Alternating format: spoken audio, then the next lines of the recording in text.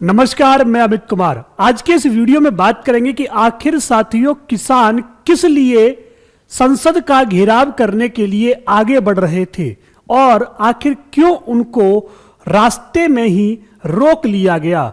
ये कौन से किसान हैं और किन किसानों को कौन सी समस्या हो रही है जिससे ये धरना प्रदर्शन करने के लिए उतारू हो गए।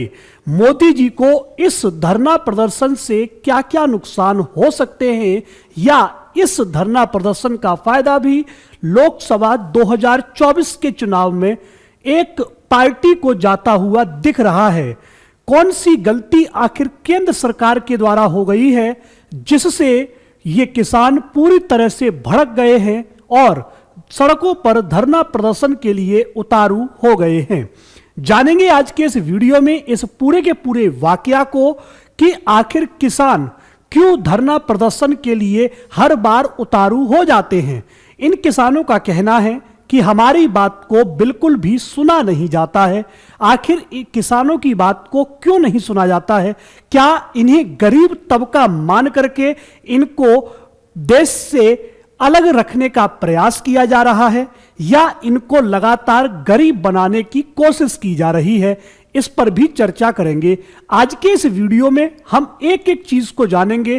क्यों किसानों के टैक्सेस माफ नहीं होते, क्यों किसानों के द्वारा लिया गया लोन माफ नहीं किया जाता, जबकि कारोबारी के द्वारा लिया गया लोन आसानी से माफ कर दिया जाता है, भले ही वो बहुत ही बड़ा धन हो और इसका भार पूरा का पूरा सरकार आसानी से उठा लेती है। तो आज के इस वीडियो में बात करते हैं पहले तो इस धरना प्रदर्शन की।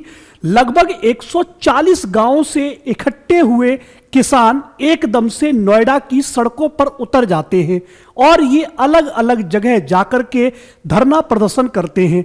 अगर हम आज की डेट में बात करें तो लगभग 4 ऑर्गेनाइजेशंस जो किसानों की हैं उनके द्वारा अलग अलग 4 जगहों पर धरना प्रदर्शन किया जाता है और अलग अलग कंपनीज के खिलाफ किया जाता है।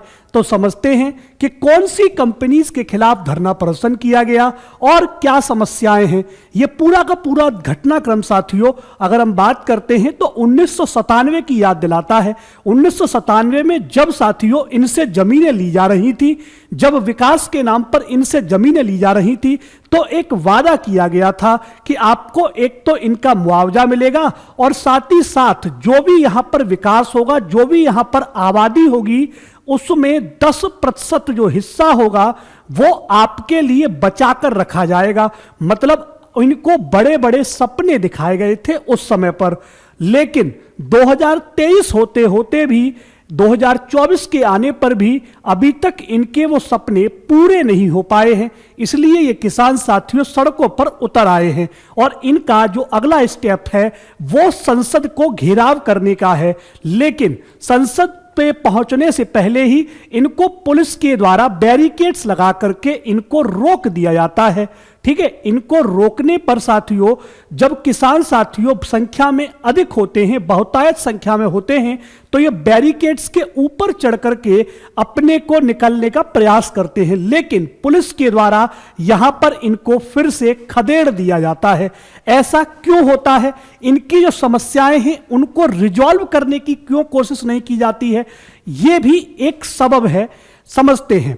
यहां पर देखेंगे आप लोग कि 4 प्रोटेस्ट, कौन कौन से प्रोटेस्ट हो रहे हैं। सभी प्रोटेस्ट में वो प्रोटेस्ट की बात कर रहा हूं जो किसानों के द्वारा हो रहे हैं। मैं किसी ईवीएम के या अन्य किसी प्रोटेस्ट की बात बिल्कुल नहीं करूंगा, किसान के तबके की बात करूंगा, क्योंकि आप और हम जानते हैं कि भारत एक कृषि प्रधान देश है जहां पर 70 से 80% साथियों जो है वो किसान रहता है। तो यहां पर किसानों के द्वारा जो आंदोलन किया जा रहा है, इससे पहले भी कई बार आंदोलन इनके द्वारा किया गया। इनका कहना है कि लगातार 5 सालों से हम धरना प्रदर्शन कर रहे हैं लेकिन हमारी कोई भी मांग पूरी नहीं की जा रही है और किसी भी बात को सुना नहीं जाता है। इनकी क्या क्या मांगे हैं उन पर भी मैं चर्चा करूंगा और किनके खिलाफ ये धरना प्रदर्शन है उन पर भी चर्चा करूंगा। ध्यान से समझिएगा, ये जो प्रोटेस्ट हो रही है गौतम बुद्ध नगर यानी कि ग्रेटर नोएडा में, डिस्ट्रिक्ट उत्तर प्रदेश, द जय जवान जय किसान पहला यूनियन है साथियों, और ये यूनियन साथियों कर रहा है प्रोटेस्ट अंसल बिल्डर के खिलाफ। ठीक है, अंसल बिल्डर्स जिन्होंने इनकी जमीनें ली होंगी उनके खिलाफ ये पहला धरना प्रदर्शन। ऑल इंडिया किसान सभा कर रहा है ग्रेटर नोएडा अथॉरिटी के खिलाफ। भारतीय किसान परिषद ये कर रहा है एनटीपीसी यानी कि नेशनल थर्मल पावर कॉरपोरेशन, वो भी दो जगह पर इनके हेडक्वार्टर जहां जहां पर हैं, एक है सेक्टर 24 में और एक है साथियों नोएडा अथॉरिटी इन सेक्टर 6 में। मतलब इतनी जगह पर इनका अलग अलग धरना प्रदर्शन होता है। थर्सडे यानी कि आज साथियों ये प्लान करते हैं कि हम संसद का घेराव करेंगे। कल इनका पहला दिन था और पहले दिन साथियों इन्होंने एक महापंचायत भी बुलाई थी और उसमें ये बातें कही थी कि हमारी मांगों को बिल्कुल भी कोई सुनकर नहीं दे रहा है। पहले हमसे वादा किया गया, जब जमीन को लेना था, जब विकास की दर को बढ़ाना था, तो इन्होंने वादा किया कि मुआवजा के साथ साथ 10% जो भूखंड होगा वो किसानों को दिया जाएगा। लेकिन अब वह भूखंड साथियों इनको नहीं दिए जा रहे हैं। ठीक है, जबकि एनटीपीसी और अंसल बिल्डर्स के द्वारा यह कहा जा रहा है कि 5 से 6% भूमि किसानों को दे दी गई है। दिसंबर 2023 में यह भी कहा गया कि अब इनके लिए अलग से कोशिश की जा रही है कि इनको भूखंड प्रदान कर दिए जाएं। लेकिन 2023 में वादा करने के बाद भी अभी तक उस पर कोई भी कार्रवाई नहीं हुई है, ना ही कोई कार्यवाही की प्रक्रिया आगे बढ़ी है।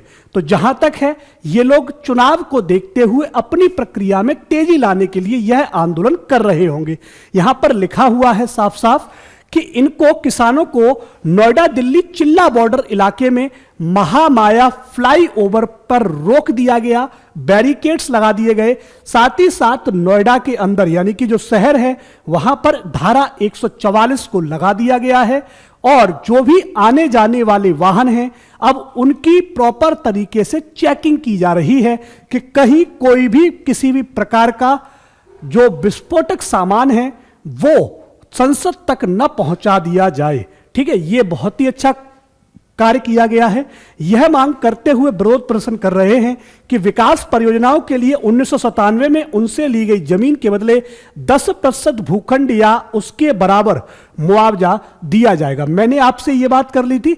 इनकी साथ ही साथ एक और डिमांड है कि जो भी हमारे बच्चे हैं उनको किसी भी प्रकार की नौकरी मुहैया नहीं कराई गई है, जबकि ऐसा भी वादा किया गया होगा कि इनको नौकरी मुहैया कराई जाएगी। इसलिए ये बात कह रहे हैं। साथ ही साथ किसानों का कहना है कि जो 5 से 10% जो कहा जा रहा है कि हमको भूमि दे दी गई है, उस भूमि पर हमको किसी भी प्रकार की कोई भी फैसिलिटी उपलब्ध नहीं कराई गई है। आप जानते हैं कि जब गौतम बुद्ध नगर में आप रहने का प्रयास करेंगे तो वहां पर आपको बिजली की सुविधा भी चाहिए, आपको पानी की सुविधा भी चाहिए, आपको जो भी वहां पर जरूरी मार्केट है वह भी सुविधा चाहिए।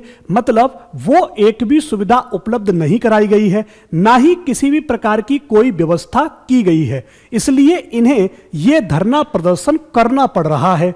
ठीक है, ऐसा इनका कहना है कि हम लगातार 5 साल से केवल विरोध कर रहे हैं, लेकिन हमें हमारे अधिकार नहीं दिए जा रहे हैं। इसलिए अब हम अपने अधिकार लेकर रहेंगे। ठीक है, और हम कोई भी अतिरिक्त मांग नहीं कर रहे हैं। ये आप भी जानते हैं, हम भी जानते हैं कि अगर आप कहीं बड़ी सिटी में रहने का प्रयास करते हैं तो आपको रोजमर्रा के लिए दैनिक उपयोग की चीजें हैं वो मुहैया कराना, मेडिकल की सुविधा होना, साथ ही साथ जो लोग वहां पर रहने आए हैं उनके लिए नौकरी का इंतजाम करना भी कहीं ना कहीं इन कंपनी, इन बिल्डर्स और साथ ही साथ सरकार का भी होता है। ठीक है, इसीलिए इनको आक्रोशवश ये चीजें आक्रोशवश होती हैं और बहुत ही शांतिपूर्ण तरीके से ये धरना देने के लिए मजबूर हुए हैं। यहां पर आप देखेंगे कि नोएडा के डीआईजी एडिशनल सीपी ने लॉ एंड ऑर्डर को मेंटेन करने के लिए धारा 144 लागू कर दी है। साथ ही साथ जो भी सीमाएं हैं उनको 24 घंटे के लिए सील कर दिया है। इसको 24 घंटे सील इसलिए भी किया गया है जिससे कि जो अंदर ट्रैफिक की जो समस्या है उन रूट्स को डाइवर्ट किया जा सके। जब भी कोई भी धरना प्रदर्शन किया जाता है तो उसका एक रूट जो होता है वो तय किया जाता है और उसी रूट से होते हुए आपको क्रॉस करना होता है जो भी धरना होगा, जिससे कि शहर के अंदर अफरा तफरी का माहौल ना हो, लोग ट्रैफिक में ज्यादा देर तक ना फंसे। इसलिए साथियों इनको रोक लिया गया है। साथ ही साथ यह कहा गया कि हम किसानों से बातचीत कर रहे हैं, जो डीआईजी वगैरह है मतलब फोर्स है वो किसानों से बातचीत कर रहा है। साथ ही साथ सुरक्षा को बढ़ा दिया गया है और सभी वाहनों की प्रॉपर जांच की जा रही है। ठीक है, फार्मर की जो अतिरिक्त मांग है वो इतनी ही है जो मैंने आपको बताया कि एक तो मॉनेटरी कंपनसेशन मिले, क्योंकि जब वो जमीनें खरीदी गई थी तो वो बहुत ही कम दाम पर खरीदी गई थी, क्योंकि उनसे वे जमीनें बहुत पहले ली गई थी, तो उन्हें मॉनेटरी जो कंपनसेशन है वो मिल जाए, पहली डिमांड। दूसरा ये है कि मेडिकल की सुविधा उपलब्ध करा दी जाए और जो भी उनके बच्चे हैं किसानों के उनको नौकरी मुहैया भी कराई जाए। तो आप यहां पे देख पा रहे होंगे जॉब और medicine facility for their families for the last several month. ठीक है, इनका कहना है कि उनको नौकरी भी मुहैया कराई जाए और इस पर किसी भी प्रकार का कोई भी सॉल्यूशन अब तक नहीं पहुंचा है। तो वो उम्मीद कर रहे हैं कि यदि वो संसद का घेराव करेंगे तो उन तक जो उचित सॉल्यूशन होंगे वो पहुंचा दिए जाएंगे। तो ये समस्याएं साथियों थी जो किसान के सामने आ रही थी, जिसके लिए वे धरना दे रहे थे, वो आपको समझ में आ गया होगा। इस प्रकार के जो धरने होते हैं साथियों वो केवल और केवल सरकार पर दबाव बनाने के लिए किए जाते हैं। सरकार पर जब दबाव बनाएंगे तभी सरकार इनके बारे में कुछ न कुछ विचार करेगी और कुछ करने का प्रयास करेगी। ये धरना साथियों किसानों का अपनी बात को मनवाने के लिए है कि उनको मेडिकल की जो सुविधाएं हैं वो उपलब्ध करा दी जाए, साथ ही साथ जो बच्चे हैं उनको नौकरी मिल जाए और जो दैनिक जरूरी सामान हैं डेली नीड्स वाले वो भी उन तक उपलब्ध करवा दिए जाएं। तो साथियों ये आसानी से धरना समाप्त हो सकता है, लेकिन देखना यह है कि यह धरना कितने दिन और चलेगा। देश के विभिन्न विभिन्न भागों में अलग अलग प्रकार के धरने आप देख रहे होंगे। कहीं पर ईवीएम का धरना हो रहा है, कहीं पर साथियों राज्य के जो धन है उसको बढ़ाने की मांग चल रही है कि जैसे आप देख रहे होंगे केरला, कर्नाटक, ये राज्य भी जंतर मंतर पर धरना देने के लिए उपस्थित हो गए हैं। किसानों का आंदोलन भी आपको देखने को मिल रहा है। तो क्या ये 2024 में कुछ नए बदलाव देखने के लिए मिलेंगे? क्या केंद्र सरकार में कुछ उठापटक होगी या फिर यही सरकार आगे कंटिन्यू करेगी? ये देखना बड़ा दिलचस्प होगा, मजेदार होगा। तो साथियों महंगाई को करेंगे बाय बाय। जय हिंद, जय भारत।